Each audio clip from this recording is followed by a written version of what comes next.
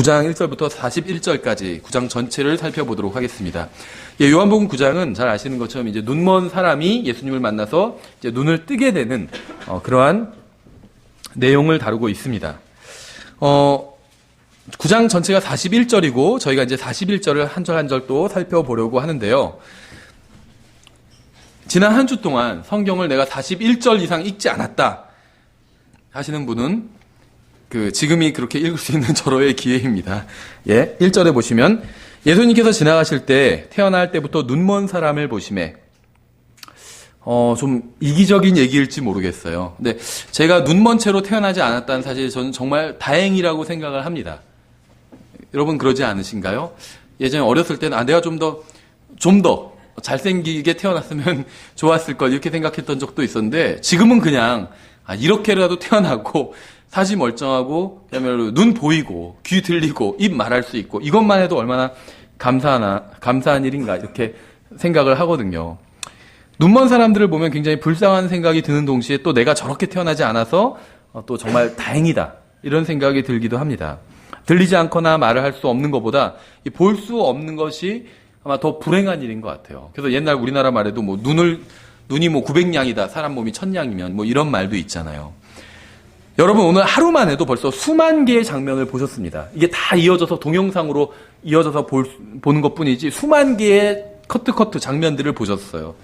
하지만 오늘 본문에 나온 사람은 태어난 이후로 단 한 개의 장면도 본 적이 없는 사람이에요. 동영상커녕 사진 하나도 본 적이 없는 사람인 거죠. 2절에 그분의 제자들이 그분께 여쭈어 이르되 선생님이여 누가 죄를 지었기에 그가 눈먼 자로 태어났나이까 이 사람이니까 그의 부모니까 하니 이거 굉장히 좀 이상한 질문입니다. 그렇죠. 왜냐하면 그의 어머니가 임신한 상태에서 무엇인가를 잘못 먹었다든지 혹은 아버지 쪽에 유전자에 문제가 있어서 이 사람이 눈먼 채로 태어났다든지 이렇게 물을 수는 있는 거죠. 그렇죠. 그래서 임신하면 굉장히 조심하잖아요. 아기가 좀 잘못될까 봐.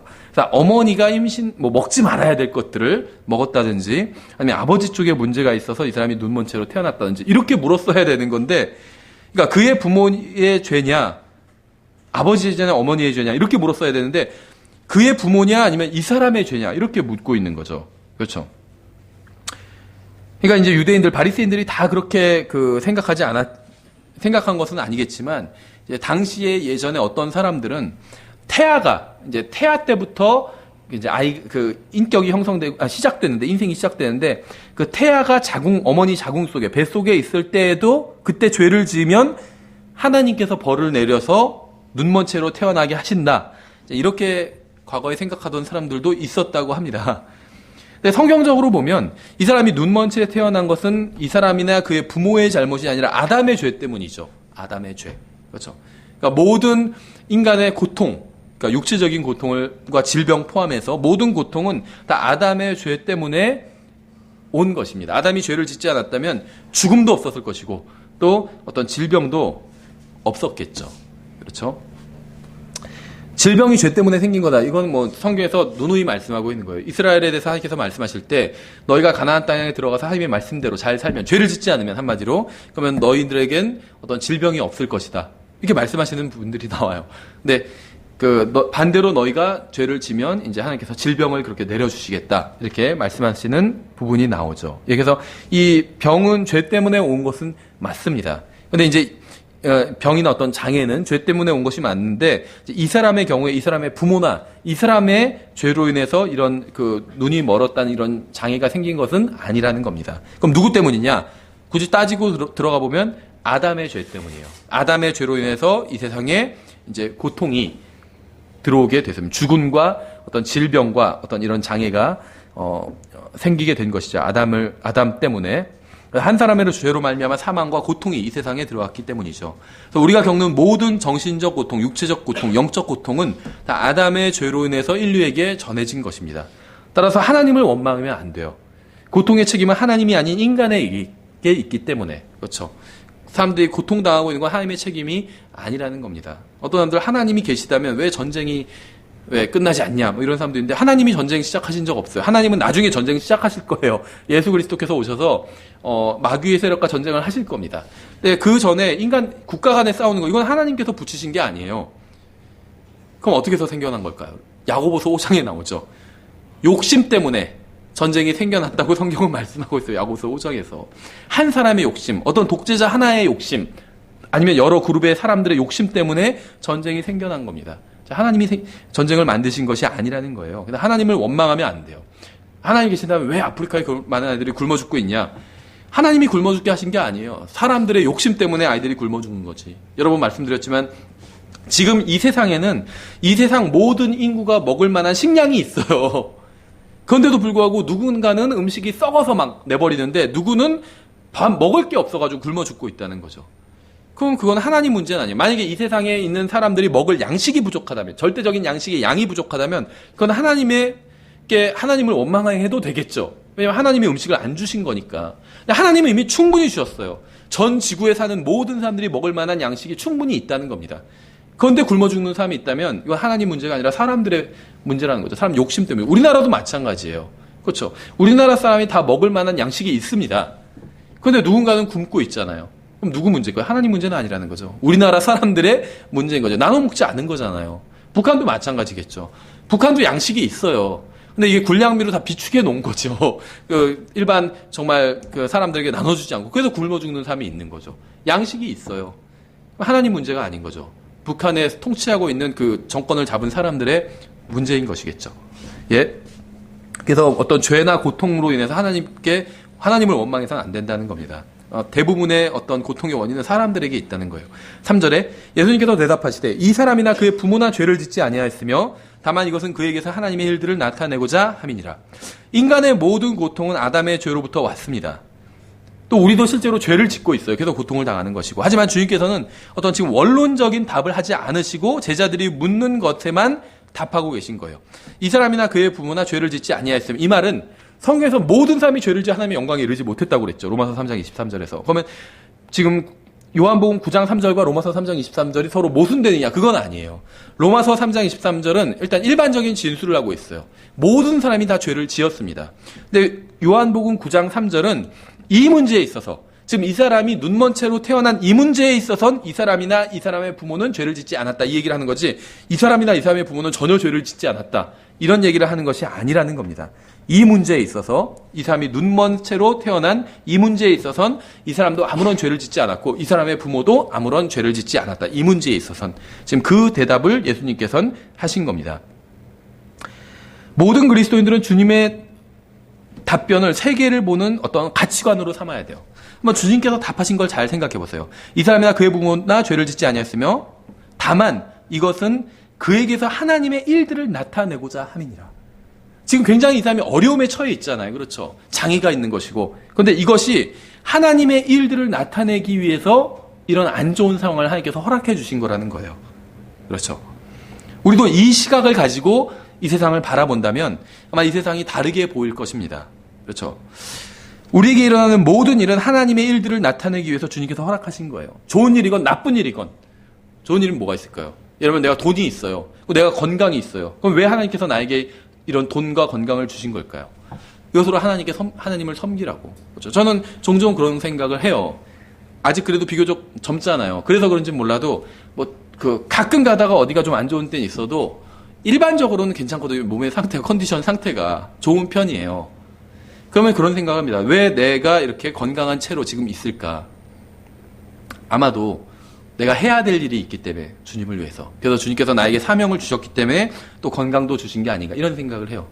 그렇죠. 그럼 건강하지 않으면 그 사람은 쓸모가 없는 거다, 하나님께 쓸모가 없는 거다, 이런 얘기를 하는 게 아닙니다. 그냥 저의 상황을 제가 생각해 봤을 때.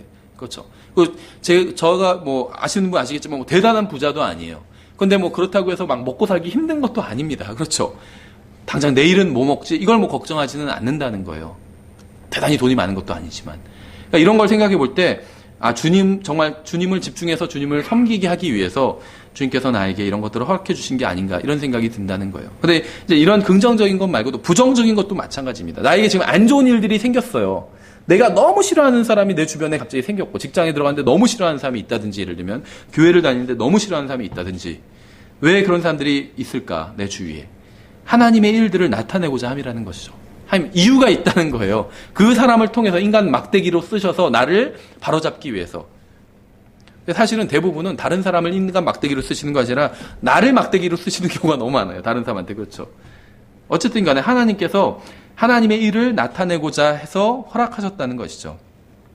따라서 우리는 우리 주위에서 일어나는 일로 인해서 다른 사람을 원망하지 말고 주님께서 이것을 통해서 무엇을 하시려는지 볼 수 있는 영적 안목을 가져야 된다는 겁니다. 왜 이런 일이 일어나게 하셨을까? 왜 그런 사람을 보내셨을까? 한번 생각해 볼 필요가 있다는 거예요. 하나님께서 도대체 이것을 통해서 어떤 것을 이루려고 하실까? 내 안에서. 하나님께서 이루려고 하시는 것은 그리스도인에게 있어서는 무슨 어떤 외형적인 어떤 것들이 아니에요. 교회를 엄청나게 크게 세우고 막 이런 것들이 아니라 내 안에서 일어나는 거예요. 내 안에서. 내 안에서 하나님께서는 어떤 일을 하시려고 이런 일들을 허락하셨을까? 이것을 생각해 본다면 모든 게 아마 다르게 보일 겁니다. 여러분이 이 세상에 존재하는 이유는 하나님께서 자신의 일들을 나타내고자 하시기 때문에 여러분을 통해서. 여러분 한 사람 한 사람을 통해서 생각해 보세요. 여러분 구원받았어요. 즉시 하늘나라로 데려간다면 좋잖아요. 그렇죠? 즉시 데려간다면 하나님께도 좋고 여러분에게도 좋고 여러분 주위에 있는 다른 사람도 좋아할 거예요. 궁극적으로는 처음엔 눈물 좀 흘릴 수 있어도 좋을 거예요. 그렇죠? 근데 안 데려가셨잖아요. 왜 안 데려가는지 아세요? 하시고자 하는 일이 있기 때문이에요. 여러분을 통해서 헌금을 교회에 많이 하시게 하는 그게 아니라 여러분 안에서 어떤 일을 하시기 위해서 어떤 일인지 아세요? 여러분의 성품을 여러분의 마음을 그리스도의 마음처럼 만드는 일이에요. 그 일을 하시려고 여러분을 이 세상에 두시고 여러분 주위에 이상한 사람들과 이상한 환경을 허락해 주신 거예요. 그렇죠? 이 시각을 가지고 본다면 어떤 일이 생겨도 감사할 수 있다는 거예요. 아, 저 일을 통해서 하나님께서는 과연 내 안에서 또 무슨 일을 하실까? 저 아주 동물 강아지 같은 저 직장 상사를 통해서 하나님께서는 나에게 무슨 일을 또 하실까? 그렇죠. 기대할 수가 있는 것이겠죠. 때로는 좋은 일이든 때로는 나쁜 일이든 하나님께서는 여러분을 통해서 자신의 일을 나타내고자 하십니다. 만일 여러분이 돈이나 쾌락이나 이생의 자랑만을 위해서 산다면 여러분은 여러분을 통해 일하시려는 하나님의 의도와 목적을 완전히 놓치고 있는 겁니다. 하나님께서는 여러분과 여러분의 인생을 통해서 자신의 일을 드러내기를 원하세요. 그렇죠? 4절에 나실 때 내가 반드시 나를 보내신 분의 일들을 하여야 하리라. 밤이 오면 그때는 아무도 일할 수 없느니라. 내가 세상에 있는 동안에는 세상의 빛이로다 하시니라. 주님은 눈먼 사람과 그렇지 않은 사람들 앞에서 이 말씀을 하신 겁니다. 눈 멀지 않았다 해도 주님을 받아들이지 않는다면 빛이 없는 것이고 결국 아무것도 할 수 없기 때문에. 그렇죠? 빛이 없으면 아무것도 할 수가 없어요. 아무것도 볼 수가 없고. 예전에 집에서 그 전기가 나간 적이 있어요. 한밤중에. 빛이 하나도 없어요. 아무것도 할 수가 없더라고요. 아무것도. 작업하고 있는 것이 있는데 올 스톱할 수밖에 없었어요. 아무것도 눈에 보이지 않았기 때문에. 그냥 침대에 누워있는 것 외에 할 수가 없더라고요. 그렇죠? 그러니까 예수님이 없으면 우리가 뭘 하는 것 같아도 실제로 하나님께서 보실 때는 아무것도 우리가 가지고 있지 않는 것이고 할 수도 없다고 그 말씀을 하고 있는 거죠. 그러니까 세상 사람들은 자기네는 보니까 많은 걸 한다고 생각하지만 하나님께서 보실 때는 아무것도 하고 있지 않은 거예요. 대단한 성공을 거두고 대단한 걸 발명했다고 생각할지 몰라도 하나님께서 보실 땐 예수님 없이 한 것은 그건 아무것도 아니고 하나님 카운트를 하지 않으세요. 인생조차도 카운트를 하지 않으시고 그 다음에 한 모든 일, 구원받았든 구원받지 않았든 예수님 없이 한 일은 하나님께서는 전혀 카운트하지 않으신다는 겁니다. 그렇죠? 눈먼 채 하늘나라에 가는 길을 알 수 있고 좋은 시력을 가지고도 이 세상에서는 어둠 속을 걷다가 지옥에서 깨어날 수도 있습니다. 지옥은 뜨거운 불타는 곳이지만 흑암이라고 말씀하고 있어요. 흑암, 바깥 흑암. 그러니까 불이 있으니까 그래도 밝겠네 이 생각을 하면 오해예요. 불이 있어서 뜨거운데 흑암이에요. 흑암. 그렇죠. 그러니까 이 눈먼 채로 태어나서 하늘나라에 가는 길이 어떤 길인지 아는 사람도 있고 시력을 가지고 있지만 평생 어둠 속에서 살다가 지옥에서 깨어나는 사람도 있다는 거죠. 6절 이렇게 말씀하시고는 그분께서 땅에 침을 뱉고 침으로 진흙을 이겨 그 눈먼 사람의 눈에 진흙을 바르며 굉장히 이상한 구절입니다. 이건. 생각해보세요. 우리는 예수님께서는 말씀만으로 기적을 행하실 수 있다는 사실을 알고 있어요. 예수님은 창조자 하나님이에요. 그렇죠? 말씀으로 세상을 만드시고 창조하시고 또 히브리서에 의하면 그걸 유지하고 계신 분입니다. 예수님은. 그렇죠? 말씀만으로 기적을 행하셨어요. 예수님은. 손을 얹으시는 것으로 병자를 고치시고 죽은 자를 살리셨습니다. 근데 여기서는 좀 더 복잡한 무엇인가 행위를 하고 계세요. 그렇죠? 진흙을 가져다가 그걸 침을 뱉어서 그걸 또 이 사람 눈에 바르고. 그런데 어느 시대나 어느 문화에서나 누군가에게 침을 뱉는 것은 가장 모욕적인 행위입니다. 그렇지 않나요? 상대방을 경멸한다는 걸 드러낼 때 가장 하는 대표적인 행위가 그의 얼굴에 침을 뱉는 거예요. 어떤 분은 뭐 자기 무덤에 침을 뱉어라 뭐 이런 분도 있지만 소용이 없고 그건 그 얼굴에 침을 뱉으면 굉장히 모욕하는 행위잖아요. 그렇죠? 성경에 보면 마태복음 27장 30절에 보면 사람들이 예수님께 침을 뱉으며 머리를 막 때렸어요. 예수님께 침을 뱉으며. 굉장히 모욕의 행위가 담겼다는 거죠. 근데 왜 그런데 굳이 이런 행위를 하셨을까? 창세기 2장 7절에 의하면 하나님께서는 땅의 흙으로 사람을 지으시고 생명의 숨을 그의 콧구멍에 불어넣으시자 그가 살아있는 혼이 되었다고 성경 말씀하고 있죠. 시편에서는 주님께서 사람을 어머니의 태에서 만드셨다고 말씀하고 있습니다. 종합해보면 하나님께서 사람을 만드실 때 땅의 흙으로 만드셨죠. 최초의 사람 아담을 만드실 때. 근데 이제 아담, 그 이브는 아담의 갈비뼈로 만드시고 그 아담과 이브를 제외한 모든 사람들은 하나님께서 직접 어머니의 태에서 손으로 만드셨다는 거예요. 그렇죠. 어머니의 태 속에서 그를 만드셨다고 시편 139편 13절에 나와 있습니다. 저는 예수님께서 진흙을 눈먼 사람의 눈에 바르신 이유는 그의 어머니의 태에서 그를 만드실 때 만들지 않고 의도적으로 남겨두신 한 부분을 완성하신 것이라고 믿습니다. 그게 뭘까요? 눈이었어요. 이 오늘 본문에 요한복음 9장에 나온 사람도 예수님께서 직접 그의 어머니의 태에서 만드신 사람입니다. 다 만드셨어요. 그렇죠. 저희 애기도 작년 25일에 태어났는데 12월 25일에 태어났는데 뭐 다 붙을 거 다 붙어 있어요. 손가락도 5개씩 10개 있고 발가락도 있고 눈도 있고 다 있습니다. 태어나면 그거부터 확인하잖아요. 제대로 달렸나. 그런데 이 본문에 나온 사람은 다른 건 다 있는데 눈이 없었던 거예요. 눈이. 그렇죠. 눈알 2개가 없었던 겁니다. 왜 없었을까요? 예수님께서 이 사람의 어머니의 태에서 이 사람을 만드셨어요. 하나님께서. 근데 그때 눈알만 만드시 않으신 거예요. 눈알만. 그래서 없는 거예요, 눈알이. 그래서 지금 진흙으로, 땅의 흙으로 사람을 만드셨잖아요. 그래서 진흙으로 다시 이 사람의 눈알을 만들어 주신 거예요. 그렇죠? 그러면 말씀만으로도 이 사람의 눈을 뜨게 하실 수 있었죠. 근데 굳이 이런 행위를 하신 이유가 무엇이었을까요? 인간을 흙으로 만드신, 또 인간의 어머니의 태 속에서 어머니의 태 속에서 아기를 만드시는 그분이 바로 자기 신이라는 걸 보여주신 거예요. 이 진흙으로 이 사람의 눈을 만들어서 넣어주신 게. 물론 진흙으로 눈을 만들어서 넣어주셨다 이런 표현은 없어요. 그냥 제가 약간 추측을 한 건데 진흙을 이 사람의 눈에 바르셨다고 하잖아요. 근데 사람을 만드실 때 흙으로 만드셨다고 했잖아요. 그러니까 아마도 눈알을 만드셨을 것이다. 이렇게 보는 게 그래야 이게 설명이 되죠. 예수님께서 이런 행위를 하신 게. 그렇죠. 7절 그에게 이르시되 가서 실로암 못에서 씻으라 하시니 실로암은 번역하면 보내어졌다는 뜻이라. 그러므로 그가 자기 길로 가서 씻고 보게 되어 왔더라. 주님께서 눈먼 사람을 고쳐주신 기적은 은혜였지만 믿음을 통한 은혜였습니다. 이 사람은 예수님 말씀을 믿고 실로암에 갔기 때문에 볼 수 있게 되었어요. 그렇죠.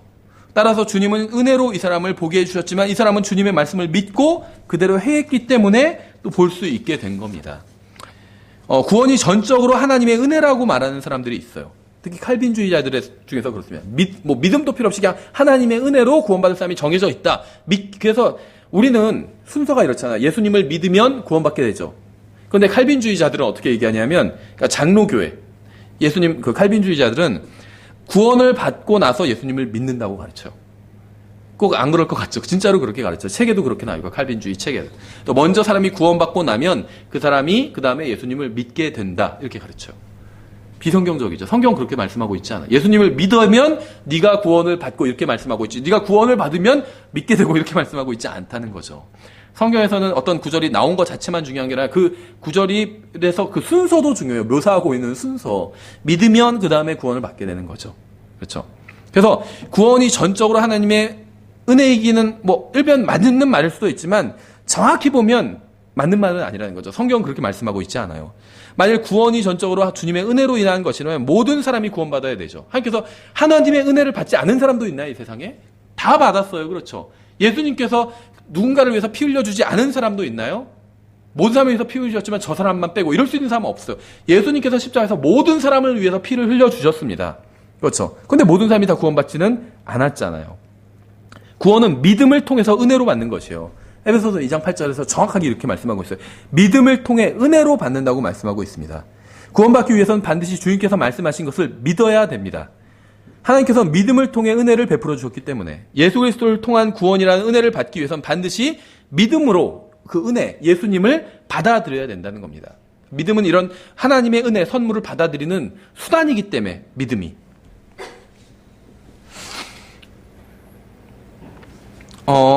레스터 롤로프라는 유명한 설교자가 있는데 이 사람 굉장히 그 설교를 할 때 상상력을 많이 가미하는 사람이에요. 굉장히 설교를 잘하는 사람, 복음 설교 굉장히 잘하는 사람인데 이 7절과 8절 사이의 일을 비록 그 무슨 일이 있었는지 성경에 나와 있지는 않지만 이 사람 설교에서 막 상세하게 묘사하고 있다고 합니다. 눈을 뜨게 된 아들이 막 집으로 뛰어가요. 부모님이 나와서 아들이 뛰어오는 걸 멀리서 보고 소리를 지릅니다. 얘야 조심해라. 앞에 계단 있어. 계단. 자동차 오고 있어. 조심조심. 길 건너지 말고. 막 이렇게. 자기 아들이 눈 멀었다고 생각하니까. 하지만 아들은 전혀 개의치 않고 계단도 가뿐하게 뛰어오르고 자동차도 잘 피해서 부모님을 향해서 뛰어가요. 아우들이 이웃집 마당에 낮은 담장을 뛰어넘어고 부모님도 달려가서 소리를 지르며 아들을 껴안았습니다. 물론 이런 일이 성경에 없죠. 하지만 우리는 예수님을 만나 다리를 절던 사람이 걷게 되고 눈먼 자가 보게 되고 죽은 자가 살아나게 되어서 집으로 돌아갔을 때 그 사람의 인생이 얼마나 많이 변했을까는 우리가 생각해 볼 수가 있죠. 여러분도 마찬가지일 거예요. 구원받은 간증을 서너 줄의 문장으로 쓸 수도 있어요. 그렇죠? 저는 1990년 7월에 성경을 읽다가 예수님을 알게 되고 예수님을 구원자로 받아들이고 구원받았습니다. 두 문장으로 이렇게 쓸 수도 있죠. 하지만 구원받고 나서 인생 전체에 생긴 일은 그것로 두 문장으로 표현할 수 없이 훨씬 더 많은 일들이 생겼죠. 8절 그러므로 이웃 사람들과 전에 그가 눈먼 것을 본 자들이 이르되 이 사람은 앉아서 구걸하던 자가 아니냐 하며 어떤 이들은 이 사람이 그 사람이라고 다른 이들은 그는 그와 비슷하다 하나 그는 내가 그러다 하니라. 이 사람과 똑같이 생긴 사람이 마을에 몇 명이나 있었을까요? 비슷하게 생긴 사람. 많지 않았겠죠. 사람들은 눈먼 사람이 눈을 뜨게 되었다는 사실을 받아들이기가 힘들었을 겁니다. 우리는 성경을 통해서 예수님께서 고쳐주셨다는 걸 알지만 이 사람의 이웃들은 어떻게 이런 일이 일어날 수 있는지 이해하지 못했을 거예요. 그렇죠. 본 적이 없기 때문에 그런 일을. 10절 그러므로 그들이 그에게 이르되 그러면 내 눈이 어떻게 열렸느냐 하며 그가 대답하여 이르되 예수라 하는 사람이 진흙을 이겨 내 눈에 바르고 나더러 실로암 못에 가서 씻으라 하기에 내가 가서 씻고 시력을 받았노라 하니 이 사람이 고침받은 것은 하나님의 말씀을 듣고 믿음을 통해 은혜로 구원받은 것과 굉장히 유사합니다. 이 사람은 단 한 번도 예수님을 본 적이 없어요. 예수님을 만난 적은 있죠. 예수님을 본 적은 없어요. 그렇죠. 왜냐하면 예수님을 만났을 때 눈이 멀었던 상태였어요. 근데 예수님이 진흙을 바르시고 그 다음에 실로암 못에 가서 씻으라 하시니까 눈이 안 보이는 채로 실로암에 가서 씻었습니다. 그리고 이제 돌아온 거예요. 그러니까 이 사람은 예수님을 실제로 본 적이 없어요. 어떻게 보면 우리랑 비슷하죠. 저는 예수님을 만난 적이 있습니다. 1990년 7월 어느 날 예수님을 만났어요. 하지만 예수님을 본 적이 없습니다. 그렇죠?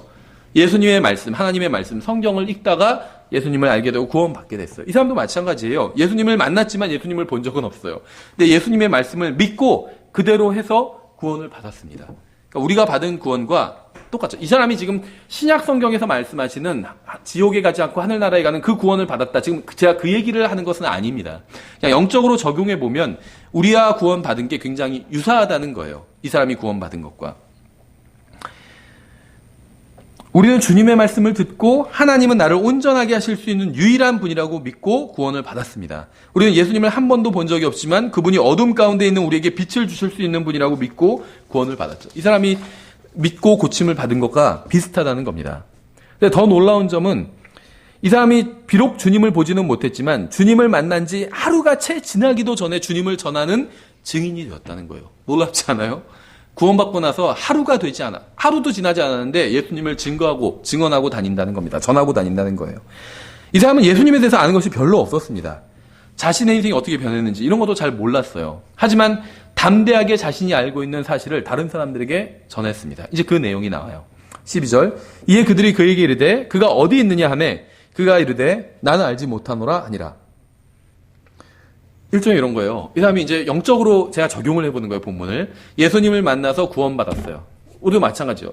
눈이 볼 수 없었는데 눈이 보게 됐어요. 그렇죠. 우리도 마찬가지죠. 어둠 가운데 있었습니다. 우리가 구원받기 전엔. 근데 이제 빛 가운데 구원받으면서 빛 가운데 나오게 됐고 빛의 자녀들이 됐고 볼 수 있게 되었습니다. 바르게 보게 됐어요. 그렇죠. 이 세상에 대해서도 바르게 보게 됐어요. 이 세상에 눈에 우리가 옛날에 이 세상을 바라보던 것들은 다 잘못된 그런 시각이었습니다. 잘못된 그런 시각으로 바라본 것이었어요. 마치 이 세상이 우린 영원히 있고 이 세상이 다인 거라고 생각하고 살았잖아요. 근데 구원받고 나니까 그게 아니잖아. 이 세상 언젠가 없어질 것이고 이 세상이 다가 아니라 이 세상 뒤편에 있는 다른 세상이 있다는 걸 우리는 알게 됐잖아요. 우리의 영적인 시각이 확 트인 거예요. 그렇죠. 그래서 이제 나가서 복음을 전해요. 이 사람도 이제 나가서 복음을 전하러 나간 거예요. 예수님에 대해서 전하고 다닌 것이죠. 근데 나간 첫날 어려운 질문을 받은 거예요. 그가 어디 있느냐? 그러니까 이 사람은 어떻게 대답을 했죠? 모른다고 솔직하게 대답했어요. 모른다고. 그렇죠. 그러니까 일종의 지금 이 사람은 어떤 신학적인 질문을 받은 거예요. 하나님이 주님께서 지금 어디에 거하시며 지금 무엇을 하시는지. 그럼 하나님 어디 계시는데? 하나님 계신다고 하는데 어디 계시는데? 이렇게 묻는 사람 있잖아요. 하나님 그럼 지금 뭐 하고 계신데? 이렇게 또 묻는 사람이 있죠. 지금 그런 질문을 받은 겁니다. 이 사람도. 하나님께서 왜 모든 전쟁을 멈추게 하지 않으시는지, 왜 갓난아기들이 죽게 내버려 두시는지, 우주에 다른 창조물이 살고 있는지, 인간 외에 다른 존재가 있는지, 왜 예수님을 믿는 사람들 중에서도 형편없는 이상한 사기꾼들이 왜 이렇게 많은지, 그런 거 막 물었겠죠. 이 사람이 복음 전하러 나가니까. 그러니까 이 사람이 지금 갓 구원받은 신자예요. 말하자면. 그냥 모른다고 대답했어요. 모른다고. 그러니까 여러분도 복음을 전하러 나갔는데 내가 잘 모르는 걸 물어보면 그냥 모른다고 답하면 돼요. 억지로 막 할 필요 없어요. 내가 아는데 네가 하는 게 하도 괘씸해서 내가 얘기 안 해줄래 막 이런 분도 봤는데 그럴 필요가 없다는 거예요. 그냥 모르면 모른다고 답하면 돼요. 그렇죠. 대신 자기가 아는 것을 얘기했습니다. 내가 그건 모르지만 내가 지금 눈을 뜬 거는 난 이 사실은 알고 있다. 내가 구원받았다는 건 알고 있다. 다시 어려운 걸 물어보는데 난 그런 건 하나도 모르지만 내가 죽어서 지옥에 가지 않고 하늘나라에 간다. 난 그거는 알고 있다. 이렇게 전하면 되는 겁니다. 그렇죠. 누가 자신을 어둠에서 빛으로 인도해 줬는지 그건 알고 있다는 거예요. 이 사람이. 우리는 이 사람을 통해서 예수 그리스도를 전하기 위해서는 성경에 관한 모든 것을 다 알고 있지 않아도 된다는 사실을 배울 수 있습니다. 여러분은 사람들에게 예수님께서 여러분에게 무슨 일을 해주셨는지, 그들을 위해서 무슨 일을 해주실 수 있는지만 전하면 돼요. 성경에는 뭐 난제 어려운 것들 알면 좋죠. 근데 몰라도 복음 전할 수 있다는 거예요. 예수님이 여러분에게 무엇을 해주셨는지, 또 예수님이 지금 상대방에게 무엇을 해주실 수 있는지 그것만 알려주면 되는 겁니다. 그렇죠. 예수님이 그 사람을 위해서 지금 어떤 일을 해주셨는지 2000년 전에 십자가에 달려서 그 사람의 죄를 대속해 주신 거죠. 앞으로 어떤 일을 해주실 수 있는지, 그 사람이 예수님을 믿으면 예수님께서 그들을 하늘나라로 데려가실 것이겠죠. 그걸 전해주면 되는 거예요. 13절. 그들이 전에 눈멀었던 그 사람을 데리고 바리새인들에게 가니라. 예수님께서 진흙을 이겨 그의 눈을 열어주신 날은 안식일이더라.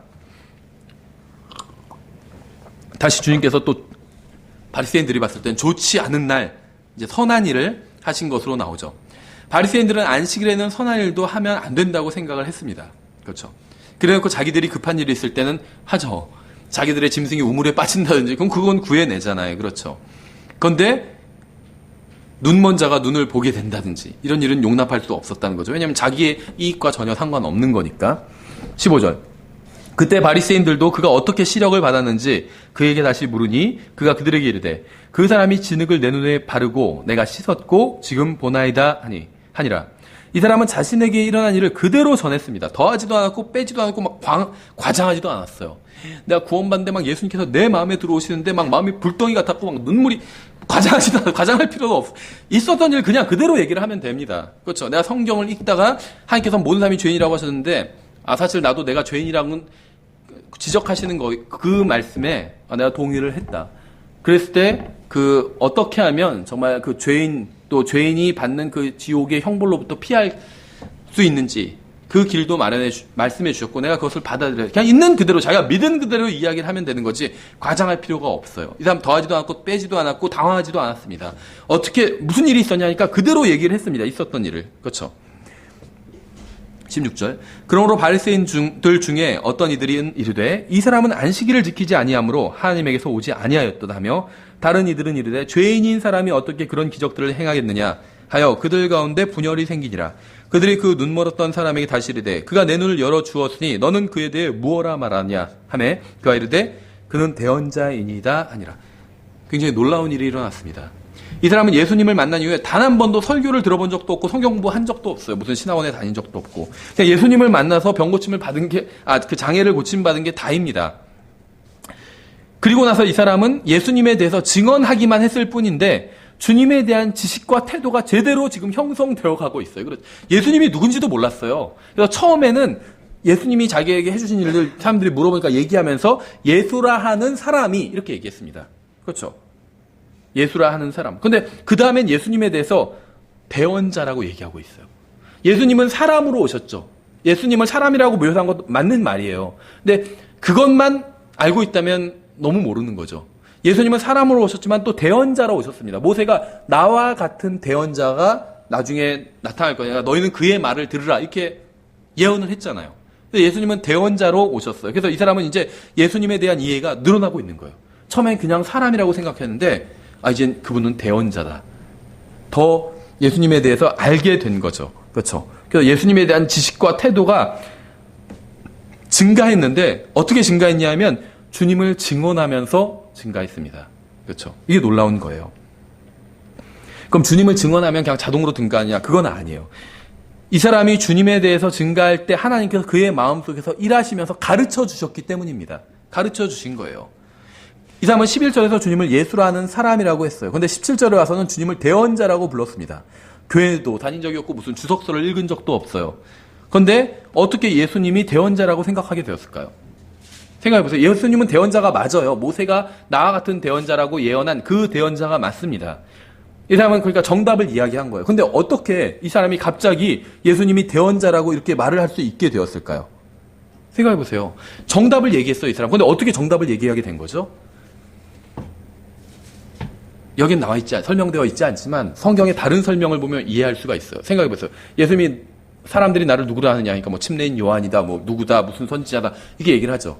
그러니까 너희는 나를 누구라 하느냐 하니까 주는 그리스도시요 살아계신 하나님의 아들이니다. 베드로가 이렇게 얘기를 하죠. 그러니까 예수님이 뭐라고 하죠? 와, 네가 참 성경 공부 제대로 했구나 이렇게 말씀하지 않죠. 너에게 그 사실을 알려주신 분은 하나님 아버지라고 얘기를 하시는 장면이 나와요. 그렇죠. 이 사람도 똑같아요. 이 사람이 어떻게 예수님이 대언자라는 걸 알게 되었을까요? 하나님 아버지께서 알려주신 거예요. 근데 하나님 아버지께서 언제 알려주셨을까요? 이 사람이 예수님에 대해서 증언할 때 하나님께서 이 사람 안에서 역사하시면서 알려주신 거예요. 그렇죠. 그래서 주님께서는 이 사람의 육체적인 눈만 열어주신 것이 아니라 영적인 눈도 함께 열어주셨습니다. 그렇죠. 그래서 이 사람은 원래 이 사람의 상태는 육신의 눈도 볼 수 없었고 영적 눈도 볼 수 없는 상태의 사람이었는데 지금은 육신의 눈도 보고 영적 눈도 열린 상태가 되었어요. 왜냐하면 이 사람은 예수님을 위한 증인이 되고자 하는 마음을 가지고 있었기 때문에 주님께서 영적인 눈을 열어주신 겁니다. 만일 여러분이 책상 앞에서 앉아서 공부만 한다면, 성경 공부만 한다면 여러분이 성경에 대한 아는 지식은 한계가 있게 됩니다. 책상 앞에만 앉아있기보다 다른 사람들에게 예수님에 대해서 전하기 시작하면 훨씬 더 빠른 속도로 여러분의 성경 지식이 증가하게 될 겁니다. 주님께서는 자신에 대해 담대하게 선포하려는 사람에게 더 많은 지혜와 지식을 주실 거예요. 그렇지 않나요? 예를 들어서 어떤 사람이 주님에 대해서 전혀 전하기를 원하지 않아요. 그럼 그 사람에게 주님께서 알려주실 필요가 있을까요? 알려줘봤자 전하지 않는데. 근데 어떤 사람이 주님에 대해서 막 전하고 다니고 싶은 욕망으로 가득 차 있어요. 그럼 그 사람에게 알려주시겠죠. 알려주면 그 사람은 전하고 다닐 것이기 때문에. 이 사람이 바로 그랬다는 겁니다. 18절. 그러나 유대인들은 그에 관한 일, 곧 그가 눈멀었다가 시력을 받은 것을 믿지 아니하다가 마침내 시력을 받은 사람의 부모를 불러 그들에게 물으며 이르되 이 사람이 너희가 눈먼 자로 태어났다고 말하는 너희 아들이냐? 그러면 지금은 그가 어떻게 보느냐니 그의 부모가 그들에게 대답하여 이르되 이 사람이 우리 아들인 것과 그가 눈먼 자로 태어난 것을 우리가 아나이다. 그러나 지금 그가 어떤 방법을 통해 보는지 우리는 알지 못하며 또 누가 그의 눈을 열어주었는지 우리는 알지 못하나이다. 그가 나이 들었으니 그에게 물으소서 그가 자기를 위해 말하리이다 하니라. 그의 부모가 이렇게 말한 것은 그분이 그리스도라고 어떤 사람이 시인하면 그를 회당에서 내쫓기로 이미 유대인들이 결의하였으므로 유대인들을 두려워하였기 때문이더라. 그러므로 그의 부모가 말하기를 그가 나이 들었으니 그에게 물으소서 하였더라. 이 사람은 부모에게 예수님께서 자신에게 어떤 일을 해주셨는지 그대로 얘기를 했습니다.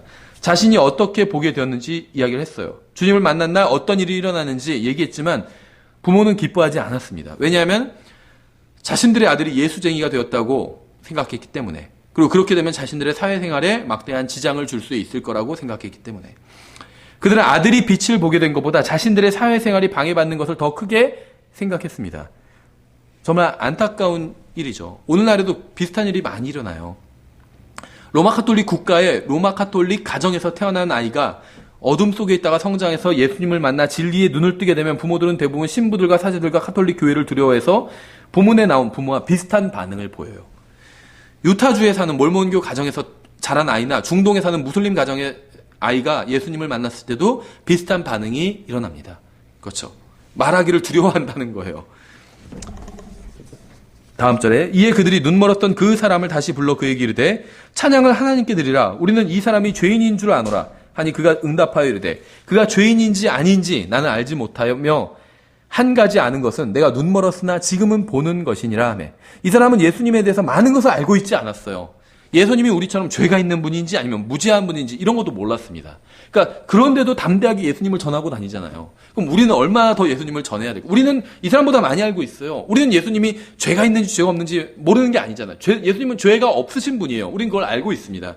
근데 이 사람은 그것도 모를 정도로 성경 지식이 바닥이었다는 거예요. 그럼에도 불구하고 예수님을 증언하고 다니는 것을 주저하지 않았다는 거죠. 26절. 그때 그들이 다시 그에게 이르되 그가 내게 무엇을 하였느냐? 그가 어떻게 내 눈을 열어주었느냐 하니 그가 그들에게 대답하되 내가 이미 당신들에게 고하였어도 당신들이 듣지 아니하고 어찌하여 다시 듣고자 하나이까?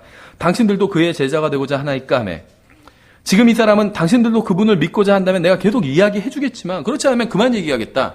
이제 시간 낭비하지 않겠다. 이렇게 지금 말하고 있는 거죠. 종교 지도자들은 이 사람을 돕지도 못하면서 시간만 지금 낭비하게 만들고 있는 거예요. 그들은 이 사람에게 아무것도 해주지 못하면서 그저 이 사람의 믿음만을 지금 허물고 있는 것이죠. 28절. 이에 그들이 그에게 욕하며 이르되 너는 그의 제자이나 우리는 모세의 제자니라. 하나님께서 모세에게 말씀하신 줄을 우리가 알거니와 이자로 말하건대 그가 어디서 왔는지 우리가 알지 못하노라 아니라. 더 이상 이제 할 말이 없으니까 종교 지도자들이 이제 욕을 하기 시작하는 거죠. 이게 바로 종교의 맨 얼굴입니다. 겉은 화려하게 치장했지만 그들의 속에는 더러운 것밖에 없는 거죠. 그래서 그게 튀어나온 거예요. 예수님에 의하면 사람의 속에 있는 것이 사람을 더럽힌다고 얘기했잖아요. 왜 욕을 한 걸까? 욕이 가득히 있었어요. 그래서 그게 확 튀어나온 것뿐이죠. 30절. 그 다음에 그들에게 응답하여 이르되 당신들은 그가 어디서 왔는지 알지 못하나 그가 내 눈을 열어주었으니 참으로 여기에 이상한 일이 있도다. 이 사람도 알고 있었어요. 예수님께서 자기의 눈만 열어주신 거 아니라 영적인 눈도 열어주셨다는 걸 알고 있습니다. 그래서 그가 어디서 왔는지 왜 당신들은 모르냐? 난 알겠는데 지금 그 얘기를 하고 있는 거죠. 이 사람은 신학자가 아니었어요. 하지만 주님을 만났습니다. 주님과 만나서 30초를 보내는 것이 가말리엘 같은 유명한 신학자 밑에서 30년 배운 것보다 훨씬 더 낫다는 게 지금 드러난 거죠.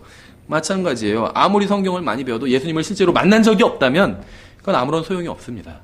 예수님을 실제로 만나는 건 개인의 구주로 나의 구원자로 받아들이는 거예요. 예수님이 세상의 구원자다 이렇게 아는 것이 아니라 나의 구원자라고 받아들이는 겁니다. 나의 구원자라고. 그게 예수님을 실제로 만난 거예요. 31절. 하나님께서 죄인들의 말은 듣지 아니하시나 어떤 사람이 하나님께 경배하며 그분의 뜻을 행하면 그분께서 그의 말을 들으시는 줄 이제 우리가 아나이다. 세상이 시작된 이래로 태어나면서부터 눈먼 사람의 눈을 어떤 사람이 열어주었다는 말을 아무도 듣지 못하였나이다. 지금 이 사람이 하는 말이거든요. 그렇죠. 이 사람이 이제는 신학자들 앞에서 막 설교를 하고 있는 거예요. 여러분 한번 말해보세요. 눈먼 사람의 눈을 열어주신 예가 성경 어디 있나요? 창세기 있나요? 출애굽기 있나요? 역사서에 있나요? 시편에 있나요? 눈먼 사람이 눈을 뜨게 된 경우를 하나로 한번 얘기해보세요. 여러분 성경 지식이 고작 그것밖에 안 되나요? 하나님께서는 제 눈을 열어주셨습니다. 여러분이 가진 지식을 모두 내려놓고 이제 주님 앞에 나오세요. 이런 식으로 설교하고 있는 거예요. 말하자면. 이들은 하나님을 믿는다고 하면서도 죽으면 어디로 가는지 모르는 사람들과 비슷한 사람들이었어요. 지금도 이런 사람들이 많이 있습니다. 교회에 다닌다고 하지만 죽으면 어디로 가는지 모르고 아무런 확신도 없이 그저 열심히 종교 생활을 하고 있는 거예요. 종교 생활이 다른 게 종교 생활이 아니라고 말씀드렸죠. 좋은 교회 다녀도 구원받지 못한 채 계속 나오면 11조도 하고 헌금도 많이 하고 봉사도 많이 했는데 구원은 전혀 받지 못했어요. 그러면 종교 생활을 하고 있는 거예요. 독립친회교회 마찬가지예요. 다.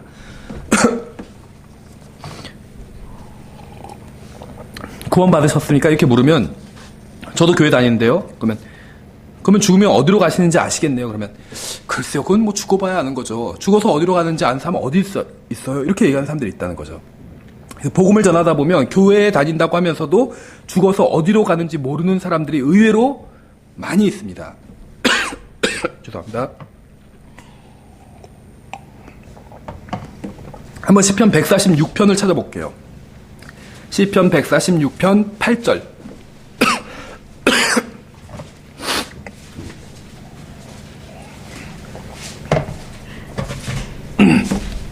시편 146편 8절.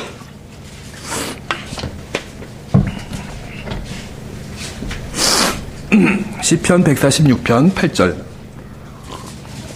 자, 읽어보겠습니다. 주께서 눈먼 자들의 눈을 여시며, 성경 어디를 봐도요, 눈먼 사람의 눈을 열어주신 예는 없습니다. 죽은 사람 살리신 것도 있고 문둥병 고쳐주신 것도 있어요. 근데 눈먼 자들의 눈을 여신 장면은 없어요. 근데 여기서 나와요. 시편 146편, 주께서 눈먼 자들의 눈을 여시며 주께서 굴복당한 자들을 일으키시고 주께서 의로운 자들을 사랑하시며. 예수님께서 오시기 전에는 세상이 시작된 이후로 눈먼 자가 시력을 받게 된 경우가 없습니다. 하지만 시편에는 주님께서 눈먼 자의 눈을 여시겠다는 약속이 기록되어 있어요. 그렇죠? 주님께서 오시면 눈먼 자가 보게 될 겁니다. 종교 지도자들이 구약 성경을 알았더라면 눈먼 자의 눈을 열어주신 분이 누구인지 어렵지 않게 알았을 거예요. 그렇지 않나요? 시편에서 말씀하고 있죠. 주께서 눈먼 자의 눈을 여신다고 말씀하고 있어요. 눈먼 자의 눈을 여는 건 사람이 할 수 없는 일이에요. 하나님께서 엘리야를 통해서, 대언자를 통해서 죽은 자를 살리신 적도 있죠. 근데 눈먼 자의 눈을 열어주신 적은 없습니다. 이건 주님께서 직접 하시는 일이에요. 근데 예수님께서 이 일을 하셨어요. 예수님이 하나님이란 걸, 만약에 이 종교 지도자들이 구약 성경 시편을 잘 알고 있었다면 예수님이 하나님이란 걸 알 수 있었겠죠. 충분히. 주님께서 눈먼 자의 육체적인 시력만 열어주신 것이 아니라 영적 시력도 열어주셔서 예수님에 대한 그의 지식을 증가시켜 주셨습니다. 그래서 그는 예수님을 단순히 한 사람이라고 생각했다가 이제 대언자라고 생각을 바꾸게 된 거죠. 예수님에 대한 지식이 더 깊어진 거예요. 다시 요한복음 9장으로 돌아가서 33절에 이 사람이 하나님에게서 오지 아니하였으면 아무 일도 할 수 없었으리이다 하네.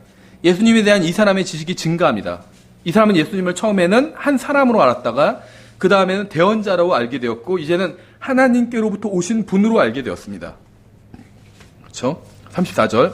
그들이 그에게 응답하여 이르되 내가 전적으로 죄들 가운데서 태어나 우리를 가르치느냐 하고 그를 내쫓으니라. 구약 성경을 믿는다면 모든 사람이 죄 가운데 태어났다는 사실을 인정할 겁니다. 전도서에 나와요. 그러니까 로마서 3장에만 모든 사람이 죄인이라는 말씀이 아니라 전도서에도 그런 말씀이 나옵니다. 그렇죠? 모든 사람이 다 죄인이라는 말씀이 전도서에도 나와요. 그러니까 이 사람만 전적으로 죄 가운데 태어난 건 아니라는 겁니다. 모든 사람이 다 죄 가운데 태어났어요. 그렇죠? 그러니까 이들은 이 사람을 성경 지식이나 지혜로 이길 수 없게 되자 인신공격을 하고 있는 겁니다. 너는 눈먼 채 태어났잖아. 이렇게 인신공격하고 있는 거예요. 하지만 진정한 그리스도인이라면 어떠한 인신공격에도 상처를 받지 않습니다. 왜냐하면 누가 뭐라고 비난해도 사실은 그보다 더 못한 존재였다는 사실을, 자기는 더 못한 존재였다는 사실을 알고 있기 때문에 구원받기 전에 우리는 지옥에 가기에 합당한 존재였어요. 저는 구원받기 전에 지옥에 가기에 합당한 존재였습니다. 따라서 누가 무슨 말로 저를 비방해도 전 상관하지 않아요. 생각해보세요. 지옥에 가기에 합당한 존재인데 누가 저에게 대해서 무슨 말을 한다고 해서 제가 막 자존심 상해할까요? 생각해보세요. 지옥에서 고통받는 사람이 있어요. 그럼 그 사람이 과거에 누군가 자기를 비난했던 걸로 인해서 거기서 막 자존심 상해하고 있을까요? 그렇지 않을 거란 거죠. 상관도 없어요. 그렇죠? 지옥에 가게 되면 누가 나에게 무슨 욕을 하건 어떤 심한 욕을 해도 상관이 없어요. 지옥에 간다는 그 사실이, 지옥에 있다는 그 사실이 가장 비참하기 때문에. 그렇죠. 무슨 욕을 해도 자신이 지옥에 가기에 합당한 사람이라고 생각하는 사람에게 상처를 줄 수는 없습니다. 그렇죠. 예수님을 믿지 않으면 지옥에 갑니다. 저 그런 거 안 믿어요. 그냥 당신이나 지옥 가세요. 막 이렇게 얘기하는 사람도 있어요. 그러면 네, 저는 지옥으로 가고 있던 사람이었어요. 하지만 예수님을 믿고 하늘나라로 가게 되었습니다. 그래서 지금 제가 당신에게 복음을 전하려고 하는 겁니다. 전혀 문제가 안 된다는 거죠. 그렇죠?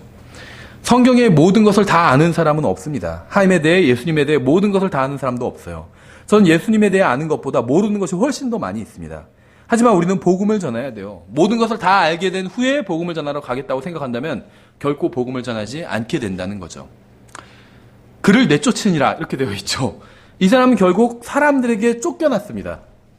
예수님을 믿고 예수님을 전하고 다니면 쫓겨날 수 있어요. 그렇죠. 모임에서 쫓겨날 수도 있고. 그런데 계시록 3장 16절에서는 주님의 입에서 토하여 내쳐진다는 표현이 있어요. 그러니까 주님의 입에서 토하여 내쳐지는 것보단 사람들에게서 쫓겨나는 편이 훨씬 더 낫겠죠.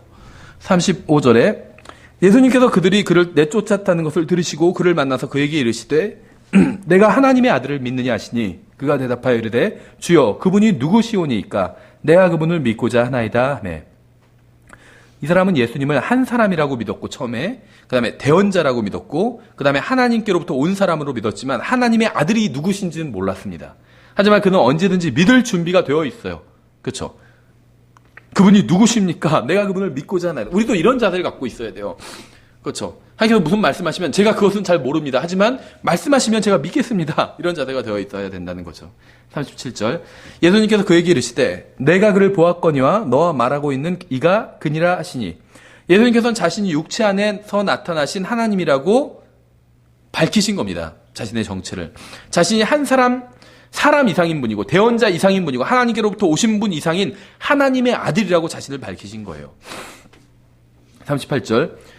그가 이르되 주여 내가 믿나이다 하고 그분께 경배하니라. 이 사람은 예수님을 한 사람으로 대언자로 하나님께로부터 오신 분으로 믿었고 이제는 주님으로 믿었습니다. 주님으로.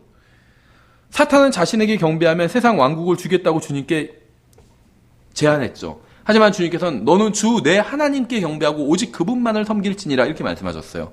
베드로가 고넬료의 집에 갔을 때 고넬료는 베드로에게 경배하려고 했지만 베드로는 경배를 받기를 거부했습니다. 요한이 천사에게 경배하려고 했을 때도 천사 역시 경배받지 않았어요. 나는 너와 같은 동료 종이다 하면서 경배받기를 거부했죠. 따라서 만일 이 사람이 예수님께 경배했는데 예수님께서 전능하신 하나님이 아니라면 경배받기를 거부하셨을 거예요. 그렇죠?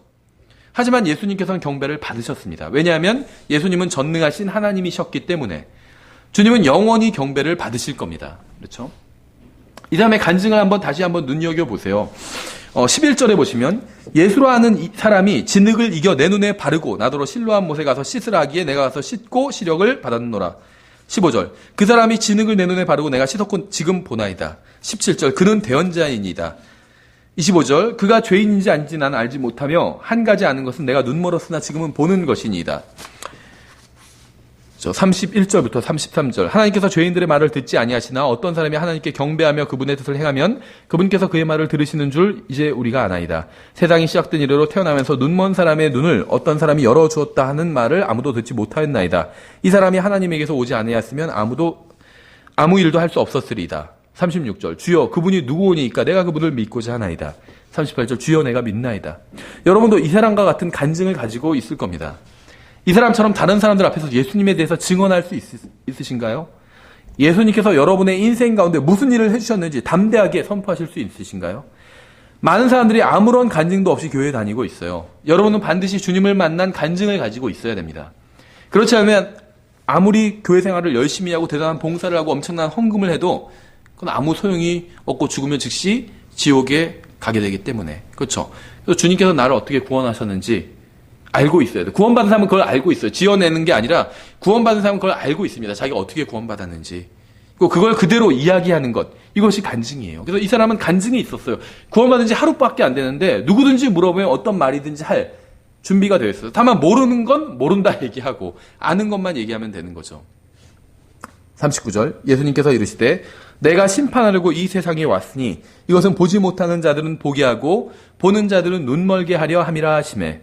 주님께서는 요한복음 매 장에서 물리적이고 육신적인 것을 가지고 영적 진리를 이끌어내어 이제 보여주셨습니다. 어떤 사람들은 자신들이 영적 안목을 가지고 있다고 생각하지만 주님의 말씀에 의하면 사실은 영적 소경일 뿐인 거죠. 그렇죠. 40절 그분과 함께 있던 바리새인들 중에 어떤 자들이 이 말씀들을 듣고 그분께 이르되 우리도 눈 멀었느냐 하니 예수님께서 그들에게 이르시되 너희가 눈 멀었다면 너희에게 죄가 없으려니와 지금 너희가 우리는 본다 하고 말함으로 너희 죄가 남아있느니라. 이것이 바로 이제 주님의 심판의 근거가 됩니다. 자기가 안다고 생각하면 주님께서는 더 많은 것을 요구하실 거예요. 그렇죠? 자기 의로 가득 차면 영적 시력이 사라집니다. 사람들은 다른 사람들에 대해 이야기하기는 좋아하지만 정작 자기 자신에 대해서는 피해 가려고 해요. 갓난아기가 죽으면 어떻게 되느냐? 이런 질문보다 자신이 죽으면 어떻게 되는지가 훨씬 더 중요한 질문이죠. 그렇죠? 복음을 들어보지 못한 사람들 죽으면 어떻게 되냐? 조선시대 사람들 죽으면 어떻게 되냐? 이런 질문보다 자기가 죽으면 어떻게 되는지 그걸 먼저 알아야 됩니다. 그렇죠?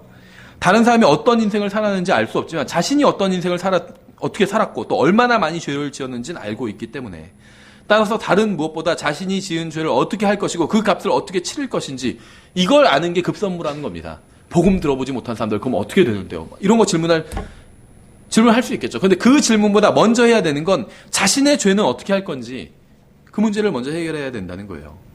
이 세상에 사는 수많은 사람들이 자신들은 볼 수 있다고 하지만 사실은 전혀 보지 못한 채 살아가고 있어요. 죽으면 어디로 가는지 어떤 게 참된 길인지 그것도 모른 채 살아가고 있으니까.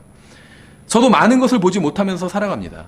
그렇죠. 구원은 받았지만 저도 아직 보지 못하는 것들이 많이 있겠죠.